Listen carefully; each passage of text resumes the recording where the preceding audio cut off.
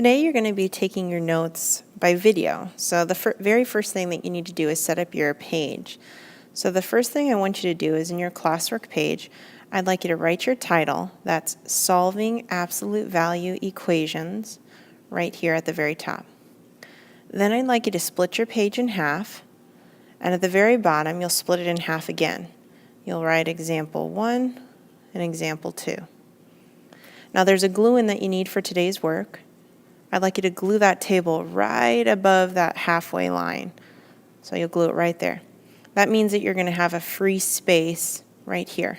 We're going to be writing in there first, then you'll be writing in your glue-in, and then we'll finish with 2 examples.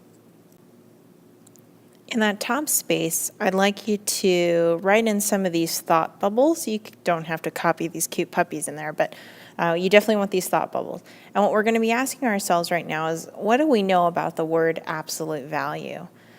I mean, one of the things for sure that I'm sure you're thinking is, it's the distance from 0, right? The distance from 0.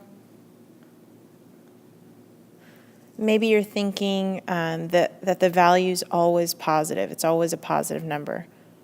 Always positive. Or maybe you're thinking it's the word distance. Now, all those things are great. If the value is always positive, that means it's never negative. Never negative. These are just a few things I want you to keep in mind as we're moving forward. Just remember all of this. So absolute value, it's the distance from zero. The value is always positive. It's never negative. Think distance. Okay, before you get started solving an absolute value equation, the first thing you need to know is that the absolute value always has to be by itself. There shouldn't be anything in front of it, nothing in front of it, nothing behind it, and it should be right next to the equal sign, and then it should equal some sort of a number over here, obviously a positive number. Now, if this is the case right here, if you had the absolute value of 2x minus 1 equals 3, you could go ahead and do your first step. And the first step is to rewrite it. You would rewrite it into 2 different equations. 2x minus 1 equals 3, or 2x minus 1 equals negative 3. That's your first step. It's pretty easy. So if your absolute value is isolated and it equals a number, you can go ahead and rewrite it and solve. And from this point, you really know what to do. Now, if I gave you a minute and I said, all right, how about this one? Is the absolute value isolated? What do you think? Yes or no? Yeah, it's definitely isolated. And I bet you're thinking, oh, I should write negative 4x minus 3 equals negative 12, or negative 4. Wait, stop. All right, I'm not going to make you write that whole thing. You know what the answer is to this one, guys? You're going to be mad if you already wrote it. It's no solution. Do you know why it's no solution? Because it equals a negative number. And that little puppy on that first slide told us absolute values can never be negative. So keep your eyeballs peeled. If an absolute value is isolated and this number is negative, then the answer is no solution. You don't have to write any work at all. All right, let's move on. Look at this third example. In the third example, I ask, is the absolute value isolated? Is there anything in front or behind the absolute value? The answer is, yeah, there is something bothering it. What is it? Well, it's this negative 4. Can you see that? They're subtracting 4, so I'll need to move it. What should I do? What do you think? They're subtracting 4, so I should add 4 to both sides.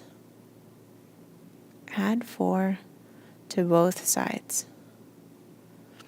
Okay. What about in this this absolute value? And you know what, this, you can't really see this very well, but there's a line right there. In yours, you can see it better.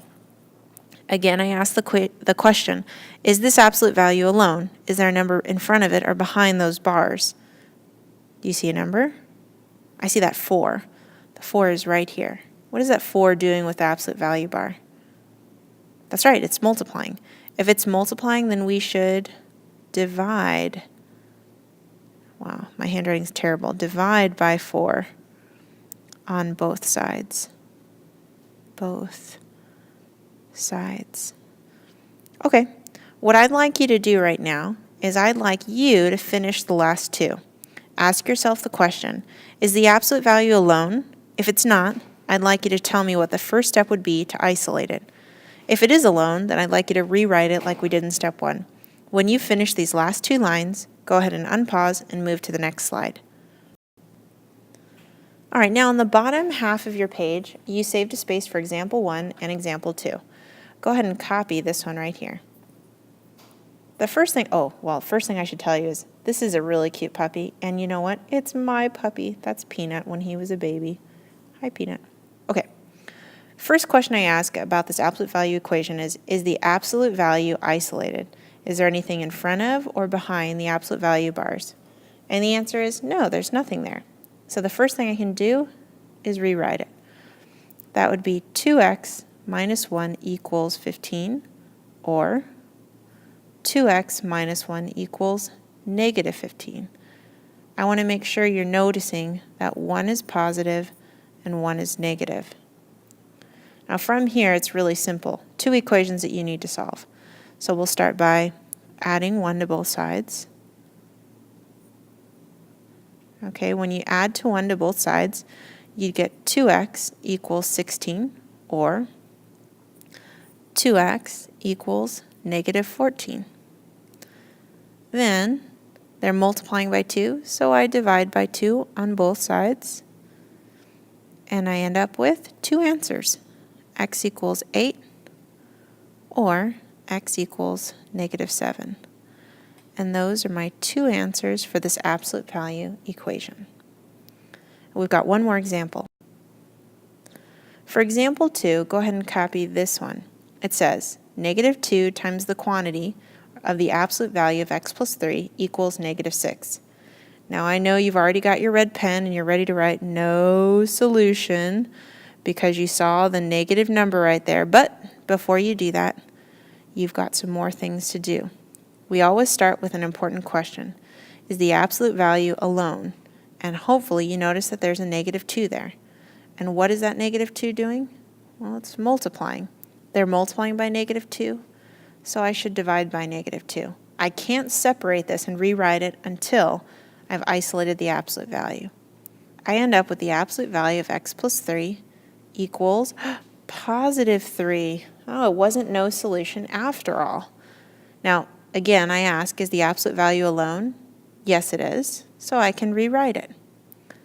X plus 3 equals 3, or x plus 3 equals negative 3. Now we're going to solve this the way we would any other. There's adding 3, so I subtract 3 from both sides. And it's kind of neat because you do it twice. All right, I have 2 inverses, that's 0. So I get x equals 0, or x equals negative 6. And those are your 2 answers for that absolute value equation. Now that you've taken notes, you're going to be switching out, and let me know how you like this video.